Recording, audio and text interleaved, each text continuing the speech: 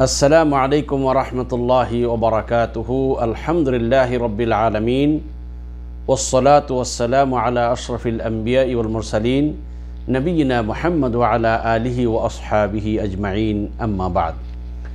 ফাআউযু বিল্লাহি মিনাশ শাইতানির রাজীম।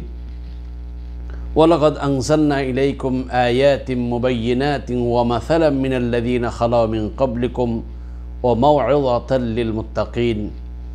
আল্লাহুম্মা সাল্লি আলা মুহাম্মাদিন নবিয়্যিল উম্মিয়্যি ওয়া আলা আলিহি ওয়া আসহাবিহি আজমাইন।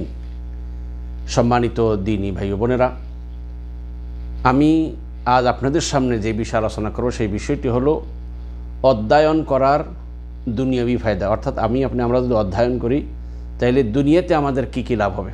আমরা গত ক্লাসে অধ্যয়নের গুরুত্ব সম্পর্কে আলোচনা করেছিলাম যে আমরা যদি জ্ঞানের সর্বোচ্চ পর্যায়ে পৌঁছতে চাই তাহলে অবশ্যই আমাদেরকে অধ্যয়ন করতে হবে। প্রিয় ভাইদেরকে বলবো, এবার আমরা এখানে অধ্যয়নের 10টি ফায়দা, ইহকালীন 10টি ফায়দা সম্পর্কে বলবো। এক নম্বর হলো যে মানুষ যত বেশি অধ্যয়ন করবে তত সে জীবনে সফলতা অর্জন করতে পারবে। কারণ আপনারা সবাই জানেন, এই দুনিয়ায় যারাই সর্বোচ্চ ডিগ্রি হাসিল করেছে তারা বহু লেখাপড়া করেই সেখানে পৌঁছেছে। কোনো ব্যক্তি লেখাপড়া করা ছাড়া কোনো উচ্চ ডিগ্রি হাসিল করতে পারে না।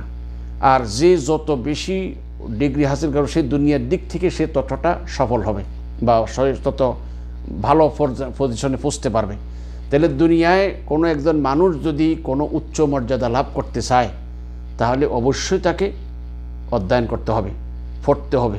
কারণ না পড়ে এই সকল জায়গাতে পৌঁছা সম্ভব নয়। আপনি ইঞ্জিনিয়ারিং পড়তে চান, আপনাকে পড়তে হবে। স্টাডি করা ছাড়া, মুখস্থ বিদ্যা দিয়ে ইঞ্জিনিয়ারিং করা যাবে না, ডাক্তার হওয়া যাবে না, মুফতি সাহেব হওয়া যাবে না, মুহাদ্দিস সাহেব হওয়া যাবে না। আপনাকে রাত দিন মেহনত করতে হবে, পড়তে হবে। আর এই পড়তে পড়তেই আপনি একটা পর্যায়ে গিয়ে দুনিয়াতে সফলতা আপনি পাবেন ইনশাআল্লাহ। তো এই জন্য পৃথিবীতে কোনো ব্যক্তি যদি কোনো লক্ষ্য উদ্দেশ্য পৌঁছতে চায় তাহলে তাকে অবশ্যই, বিশেষ শিক্ষার ক্ষেত্রে তাকে অবশ্যই অধিক পরিমাণে স্টাডি করতে হবে, পড়তে হবে।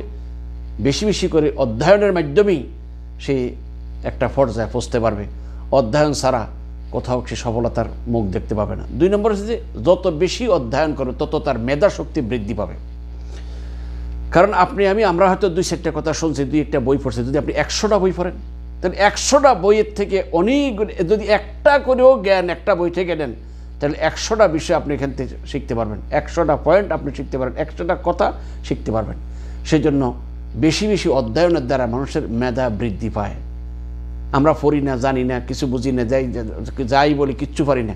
এই জন্য অবশ্যই যদি আপনার মেধাকে বৃদ্ধি করতে চান, আপনার জ্ঞানের পরিধিকে বাড়াতে চান তাহলে অবশ্যই অবশ্যই অবশ্যই আপনাকে পড়তে হবে, স্টাডি করতে হবে। এমনিভাবে আপনি যদি পূর্ববর্তীদের অবস্থা থেকে শিক্ষা গ্রহণ করতে চান তাহলে আপনাকে পড়তে হবে। কারণ এই পৃথিবীতে বহু জাতি এসেছে এবং আল্লাহ তাআলা তাদেরকে বহু জাতিকে ধ্বংস করে পৃথিবীর থেকে বিদায় করে দিয়েছেন। এই সম্পর্কে যদি আপনি সঠিক তথ্য পেতে চান তাহলে আপনাকে পড়ালেখা করা লাগবে। কারণ ওয়াজ মাহফিলের ভিতরে এত গুরুত্বপূর্ণ এবং গভীর আলোচনা করা সম্ভব হয় না। কারণ সেখানে মানুষ থাকে ব্যাপক। সেই জন্য বক্তারা যারা কথা বলেন তারা মানুষের আন্দাজ অনুযায়ী কথা বলেন যাতে করে সবাই বুঝতে পারে। সেখানে সারগর্ভ আলোচনা করা সম্ভব হয় না। সেই জন্য আপনি যদি সত্যিকার ইতিহাস জানতে চান, আপনি যদি সব কিছু পূর্বের সকল বিষয় থেকে নিজের জীবনের সংশোধন আনতে চান তাহলে আপনাকে পড়তে হবে, না পড়ে পারবেন না। এই জন্য আল্লাহ পাক কোরআনে কারীমে ওয়া লাকাদ আনজালনা ইলাইকুম আয়াতিন মুবায়্যিনাতিন ওয়া মাসালাম মিনাল্লাযীনা খালাউ মিন ক্বাবলিকুম ওয়া মাউ'িযাতাল লিল মুত্তাকিন। আমি আপনার প্রতি অবতীর্ণ করেছি সুস্পষ্ট আয়াতসমূহ এবং আপনাদের পূর্ববর্তীদের কিছু দৃষ্টান্ত এবং আল্লাহ বিরোধীর জন্য দিয়েছি উপদেশ। তার মানে যে পূর্বের এই যে কোরআনুল কারীমের ভিতরে আল্লাহ সুবহানাহু ওয়া তাআলা যেমন আয়াত নাযিল করেছেন তেমনি পূর্বদের কিছু দৃষ্টান্তও পেশ করেছেন, মিসাল পেশ করেছেন। তাইলে এইগুলা হলো যে আল্লাহ বিরোধী যারা আছে তাদের জন্য উপদেশ। এখন আপনি এইগুলার থেকে উপদেশ গ্রহণ করতে হলে অবশ্যই কী করা লাগবে? পড়তে হবে। না পড়ে আপনি কখনো এইগুলার হাকিকত লাভ করতে পারবেন না। 4 নম্বর হলো, অর্থাৎ জ্ঞান অধ্যয়ন করা মানে অধ্যয়ন করার ইহকালীন যে ফায়দা হলো তার মধ্যে দক্ষতা অভিজ্ঞতা অর্জন হবে। যে যত বেশি পড়বে, যে যত বেশি স্টাডি করবে তার জ্ঞানের পরিধি বাড়তে থাকবে। তার দক্ষতা অভিজ্ঞতা বাড়তে থাকবে। আপনি অল্প স্বল্প কিছু পড়ছেন, এই অল্প স্বল্প জ্ঞান আছে। প্রিয় ভাইদেরকে বলবো, ক্লাস 1-এ যে ছেলেটা পড়ে এই 2-3টা বই পড়ে, ক্লাস 2-তে গেলে আরও একটা তো বাড়ে, ক্লাস 3-তে আরও 2-1টা বাড়ে, ক্লাস 4-এ গেলে আরও বাড়ে, 5-এ এভাবে বাড়তে বাড়তে একটা পর্যায়ে গিয়ে এসে অনেকগুলো বই পড়ার পরে তার মধ্যে অনেক কিছুর জ্ঞান আসে। দেখেন ক্লাস 1-এর একটা ছেলে সামান্য কিছু জানে, ক্লাস 2-3 প্রাইমারি পর্যন্ত কিছু জানে, এরপর যখন হাই স্কুলে যাবে তার জ্ঞানের পরিধি আরও বাড়তে থাকে, কারণ যত বেশি পড়তেছে, যত বিভিন্ন নতুন নতুন সাবজেক্ট সে পড়তেছে এবং তার মধ্যে জ্ঞানের পরিধি বৃদ্ধি পাচ্ছে। কলেজ ভার্সিটিতে যখন যাবে তখন তার জ্ঞানের পরিধি আরও বেড়ে যাবে। এই জন্য আপনার অভিজ্ঞতাকে যদি বৃদ্ধি করতে চান, আপনার দক্ষতাকে যদি আরও বৃদ্ধি করতে চান, তাহলে অবশ্যই আপনাকে অধিক পরিমাণে আপনাকে পড়ালেখা করতে হবে। পড়ালেখা না করে জ্ঞানের এইভাবে বৃদ্ধি, এই শোনা কথা দিয়ে জ্ঞানের বৃদ্ধি হয় না, বরং প্রকৃতপক্ষে আপনাকে স্টাডি করতে হবে, বই পড়তে হবে, বিভিন্ন লেখকের বই বিভিন্ন আঙ্গিকে লেখে, সেইগুলো আপনি যত বেশি পড়বেন, কোরআন পড়বেন, হাদিস পড়বেন, তাফসির পড়বেন, সিরাত পড়বেন, তাহলে আপনার কাছে অনেক বিষয়ে আপনার জ্ঞান অর্জন হবে। তখন আপনি ইবাদতের ক্ষেত্রে যেমন আনন্দ পাবেন, কোনো কথা বলতে আপনার মধ্যে মানে স্থির গভীরতা আসবে। কিন্তু না পড়ে শুধু শোনা কথা দিয়ে আমরা যদি কথা বলতে চাই তাইলে আমাদের হবে না, আমরা সঠিক তথ্য দিতে পারবো না। এছাড়া সৃজনশীলতা ও চিন্তার শক্তির বিকাশ হবে। মানে কি, আপনার মানুষের চিন্তা শক্তি তার জ্ঞান দ্বারা সীমাবদ্ধ, অর্থাৎ আপনার জ্ঞান এটা সীমাবদ্ধ, আপনার জ্ঞান যতটুকু অতটুকু চিন্তা শক্তি আছে, কিন্তু আপনার জ্ঞান যত বাড়বে আপনার চিন্তা শক্তি তত বাড়তে থাকবে। কারণ আপনি যখন মানে অনেকগুলা বই পড়বেন, অনেকগুলা রাইটারের লেখা আপনি পড়বেন, তখন দেখবেন যে আপনার কাছে অনেকগুলা বিষয়ের একটা তথ্য বেরিয়ে আসবে।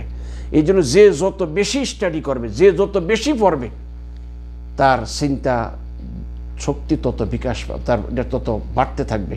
এই জন্য মানুষ যদি চিন্তা শক্তিকে বৃদ্ধি করতে চায়, তার যদি নিজের মধ্যে ডেভেলপ করতে চায়, অবশ্যই বেশি বেশি পড়া লাগবে। 6 নম্বর হলো যে নিজেকে আবিষ্কার করা, অর্থাৎ নিজের অবস্থান যাচাই করা। আমরা যখন কোনো বই পড়ি, আমরা কোনোভাবে বইগুলোর ঘটনা, আবেগ, অভিজ্ঞতা ও চরিত্রগুলোর সাথে নিজেকে তুলনা করার চেষ্টা করি।